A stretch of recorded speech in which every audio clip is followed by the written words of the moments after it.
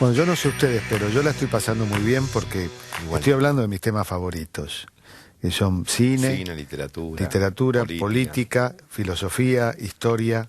En el libro Política apta para todo público, haces referencia a muchísimas películas de Hollywood. Y hay que reconocer, a mí la lectura, yo que soy un anti-Hollywood, vos sabés que Keynes también, Keynes, que tuvo mucho que ver con la economía, una vez escribió, voy a decir solo la frase, muerte a Hollywood. O sea, si queremos proteccionismo lo vamos a encontrar en Estados Unidos contra Inglaterra y en Inglaterra con Estados Unidos. Sobre todo Inglaterra culturalmente, que por tener el mismo idioma, hasta que abrochó con Hollywood, el cine inglés padecía a Hollywood. Digresión al margen. Hay también menciones a películas argentinas. Sí, sí. Y hay una en particular que es la película de De Sanso, ¿no? Sí, de Juan Carlos De Sanso con guión de José Palo Feynman, Eva Perón. Me parece una película extraordinaria, un guión y unas actuaciones tanto de Víctor Laplace como de Héctor Goris, y bueno, ahí trabajan otros grandes, Quique Liporache, ¿no? Digo, es muy buena la película. Hay interpretaciones, Paco Jamandreu, el actor que interpreta, Roca se llama el apellido, no me acuerdo ahora el nombre, que interpreta a Paco Jamandreu, es decir, hay una, mira, en primer lugar demuestra una capacidad del cine argentino cuando se lo propone, y afortunadamente últimamente se lo propone muy seguido, de generar, de abordar temas de nuestra propia historia, pero también darles un relieve de pensamiento. Creo que el guión de José Pablo Feynman es lisa y llanamente extraordinario porque pone muy bien, y me parece a mí de una manera muy reflexiva, el rol que jugaba uno y otro, ¿no? El rol de Perón como Padre Eterno. Feynman sintetiza ahí muy bien esa idea de Perón, que siempre hablaba de Padre Eterno. En algún momento lo hace decir en el diálogo, dice, bueno, yo soy Dios, y para que exista Dios tiene que existir el diablo, digamos, entre comillas, el diablo para la oligarquía, para los sectores contreras, como se decía en la época, y eso lo simbolizaba Evita. Evita era la rebelión, era, si se quiere, la indisciplina, y Perón, como le termina diciendo Eva al final de la película, dice, vos sos un milico de alma, ¿no? Le dice el tema, cuando ella quiere, por ejemplo, para contrarrestar el intento fallido del golpe de Estado del 51 de Menéndez, ella quiere armar a los obreros. De hecho, después manda a comprar armas, la famosa compra de armas al duque de Holanda, y quiere armar a los obreros, milicias obreras, y Perón, la idea de milicias obreras, no le cierra, no le gusta. De hecho, después cuando las manda al arsenal Esteban de Luca, digamos, ¿no? Porque no distribuir, digamos, y ella le dice, es decir, como dos modelos distintos. El de ella dice, mirá, si vos no te organizás te van a voltear y te tenés que defender con todas las armas, no confíes solamente en tus compañeritos de armas, le dice Eva, ¿no? Pero me parece que está muy bien semblanteado muchas cosas ahí, no solo la contradicción fundamental de ese momento de la Argentina, que era entre una sociedad que amplió a los trabajadores, a los sectores más humildes, su lugar en la historia, que sería la contradicción fundamental, sino también contradicciones internas, donde, por ejemplo, también tenés muy bien semblanteado, muy bien elegido por De Sanso los actores, y muy bien escrito el guión por Feynman entre Apol y John William Cook, ¿no? Sí, son los dos extremos. Exactamente. Ah. Entonces, Cook le planteaba que a Eva, en un diálogo, supongo yo que ficcional, o por lo menos, pero le decía, bueno, él quiere hacer callar a los demás porque tiene un espíritu autoritario, dice, yo creo en una revolución, dice, yo creo en otra cosa, dice, si este gobierno solamente acalla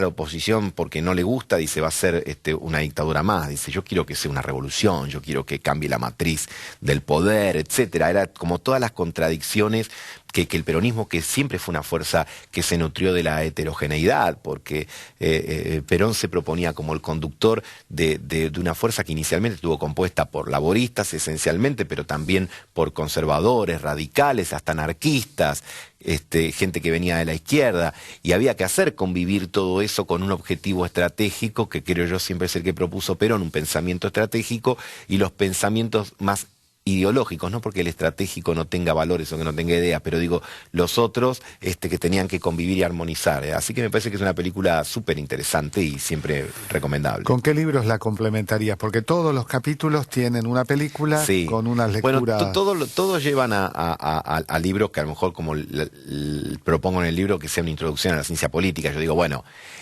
hay que, si te gusta el tema, siempre es bueno leer Aristóteles, siempre es bueno leer a Feynman, Maquiavelo, en a este Hobbes, a Feynman en el caso de la Argentina, con su visión peculiar. Uno puede o no coincidir, o nunca va a coincidir uno en todo, pero me parece que es un tipo muy inteligente.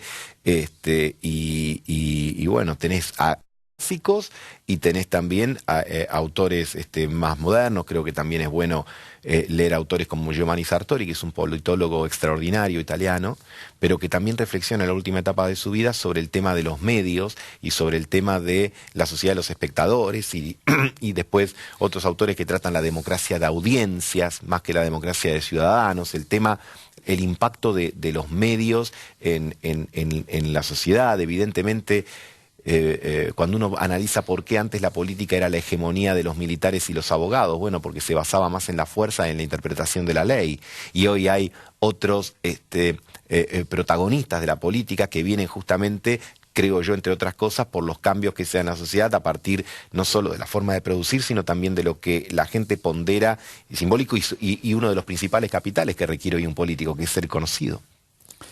Hay una película que creo que han visto casi todos, no sé, el porcentaje es altísimo, Forrest Gump. Sí.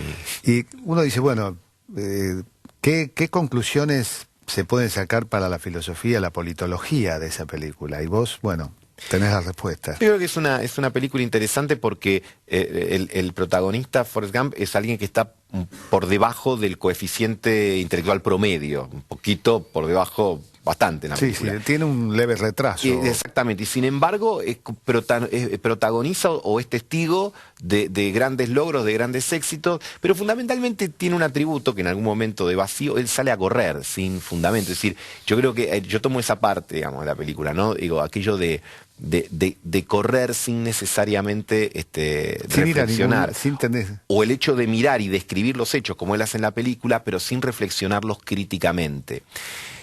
Y en primer lugar, yo ahí hago alguna referencia a Heidegger, ¿no? Heidegger tiene entre su obra interesante, tiene un libro que llama justamente ¿Qué significa pensar? Y él dice, pensar es parar, pensar es detenerse. Etimológicamente, pensar, no puedes pensar corriendo. Y esta sociedad, digamos, que permanentemente tiene una suerte de inmovilidad frenética, digamos, donde todos estamos permanentemente haciendo cosas y sentimos la velocidad de hacer muchas cosas, pero la velocidad. Heidegger decía otra cosa también, en esta época donde el tiempo solo es rapidez. El tiempo ha dejado de ser contemplación. Y eso lo reflexión. decía aproximadamente en los años 30. En la década del 30. Bueno, imagínate ahora, digamos. Él tiene un texto que es un discurso que da en la Universidad de Friburgo, 1934, y él dice, cuando el boxeador sea el gran hombre de nuestros tiempos, cuando un acontecimiento sea simultáneo en Japón y en París, exactamente, dice, cuando el tiempo sea solo rapidez, ¿no? Dice, en medio de todo este aquelarre, tendremos la obligación de volver a hacernos las preguntas fundamentales. ¿Para qué? ¿Hacia dónde? ¿Y después qué? Entonces yo creo que el tema de este hiperconsumismo, de las imágenes, de la proliferación, de la velocidad, del cambio muchas veces por el cambio mismo. La palabra cambio tiene un atributo, parece que necesariamente positivo, y la pregunta es, ¿siempre un cambio es algo positivo? ¿No? Bueno, necesariamente sí, no. Uno habla también, yo lo he reflexionado y escrito sobre el tema de las movilizaciones. Siempre asociamos las grandes movilizaciones como transformadores y revolucionarios. Yo creo que hay marchas, como en los autos, hay marchas para adelante y hay marchas para atrás. Pero por supuesto. Esto, bueno, hace poco Scioli lo dijo concretamente. Pero claramente, por eso yo creo que siempre es bueno, digamos, a partir de estas cosas, reflexionar después, porque uno también quiere reflexionar sobre su presente. Finalmente, San Agustín decía que hay solo 3 tiempos en la vida de los hombres: el presente del pasado, el presente del presente y el presente del futuro. Es decir, vivimos nuestro presente. Ahora, el pasado nos sirve para reflexionar, pero cuando lo hacemos también lo analizamos del presente, y el futuro lo propio. Ahora, este presente que nos toca habitar a nosotros y este año tan particular de nuestra Argentina, donde hay elecciones, etcétera, me parece que también al margen del frenesí y de la velocidad y de las cosas que a veces yo le digo a mis amigos o hablamos, digo, ¿vos te acordás cuáles eran los temas que eran los titulares de los diarios o de los programas la semana pasada? ¿Te acordás? Temas que la semana pasada parecía que iban a cambiar la historia de la humanidad para siempre, se desvanecieron y se esfumaron en nada. Entonces, hay una gran dosis de provisoriedad y muchas veces también en muchos circunspectos analistas de la política y en muchos así pseudo intelectuales solemnes, hay una cosa de provisoriedad y de coyuntura que vos decís, pará, hay que tratar de ver más profundo y más lejos, y para eso hay que parar.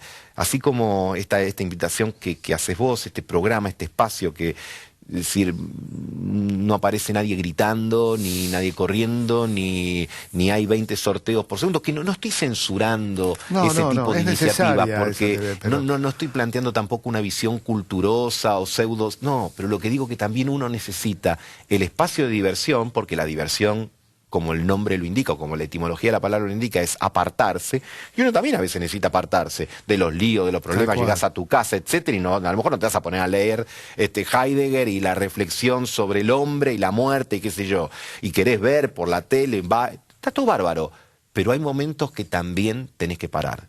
Hay momentos que tenés que reflexionar para ver cuál es la dirección y el sentido, si es que lo tiene, de la vida que estás viviendo y de las cosas que estás haciendo con los demás. Hay, de alguna manera, una propuesta en esto de correr sin pensar también, ¿no? Sí, por supuesto. Hay quienes se benefician. Por supuesto. Porque mencionás también en el libro otra escena de la película Forrest Gump, que es cuando el sargento le pregunta cuál es el rol de un soldado. Obedecer. ¿No? Es decir, y la respuesta del sargento, lo que el sargento le dice. Dice, usted va a llegar a general, dice, usted merece llegar a general. Es un genio, usted es un genio. Dice, usted es un genio, dice, usted va a llegar a general. Dice, claro, porque él era una persona básica justamente que no problematizaba las cosas y simplemente, digamos, todas las cosas mecánicas las hacía perfecto. Por ejemplo, jugar al ping-pong. ¿No? Jugar al ping-pong, se convierte en un experto jugando al ping-pong porque es una cuestión mecánica, o tiene la capacidad de armar y desarmar un rifle en segundos porque era una cuestión mecánica, pero lo que no tenía era la capacidad crítica para poder ver eso. Y yo creo que ahí también, si querés, en otras películas, me parece que a lo mejor en Una mente brillante u otras, el tema está también el tema de la ciencia con y sin conciencia, el tema de hacer cosas o utilizar las tecnologías sin reflexionar el para qué. O mira, me baso hasta en una película más de diversión, Jurassic Park. Hay un diálogo en esa película que es extraordinario. Un científico que está cuestionando sobre si era razonable clonar dinosaurios o no. Dice, la ciencia, dice, solamente se plantea si puede hacer las cosas, no si debe hacerlas. Y a lo mejor hay cosas que no debes hacerlas, pero claro, la ciencia no tiene límites. Es más, pobre, hoy lo cito demasiado a Heidegger. Heidegger decía, la ciencia no piensa. Pero una frase provocadora, dura. ¿Cómo la ciencia no piensa? Un científico se ofendería mucho si vos escuchás y dice, ¿cómo yo no voy a pensar? Sí, él dice, bueno, piensa en el sentido, por supuesto, que tiene que resolver, pero no piensa en el sentido, digamos, lo dice un filósofo, en el sentido filosófico, en el sentido del ser. No se plantea límites, no se plantea cuestiones que a lo mejor hay que plantear, porque todos nosotros podemos decir, se puede hacer tal cosa, y a lo mejor la palabra se debe ha quedado como algo anticuada, como algo que ya no corresponde a esta época. Si se puede, se debe, y no necesariamente. Bueno, Gustavo, llegamos al fin del programa. Creo que después, los que han visto este programa, yo creo que todos deberían entender que cuando ven una película, la película puede ser muy buena y hasta mala, pero siempre puede ser la oportunidad para una reflexión. Indudablemente. Y hay una enorme riqueza en lo que se relata, y creo yo que se adecúa también a esta costumbre de la pantalla por encima de los libros. Pero los libros siguen existiendo, y yo te voy a regalar mi último libro, Bombardeo, que es un libro, es una ficción histórica, donde también hay reflexión. Hay una mención el primer libro escrito en torno a estas tierras fue el libro que escribió Ulrico Schmidt sobre la fundación de Buenos Aires. Exactamente. Y a mí me llamó la atención, y lo pongo en la ficción, de que allí se plantea, Ulrico Smith dice que Pedro de Mendoza estableció que las cuestiones de armas la iban a resolver los hombres de armas y los de trabajo las cuestiones de trabajo. Ganaron los indios, que no hacían esa diferenciación. Muy bueno. Y eso lo aplico, porque a Perón le pasó el 16 de junio y el 16 de septiembre algo parecido. Bueno, acá lo mencionabas vos con el caso del guión de Feynman. Exactamente. Bueno, muchísimas gracias. A vos, Jorge, la verdad. He aprendido mucho y supongo que hemos aprendido mucho hoy con Gustavo Marangoni. Muchas gracias.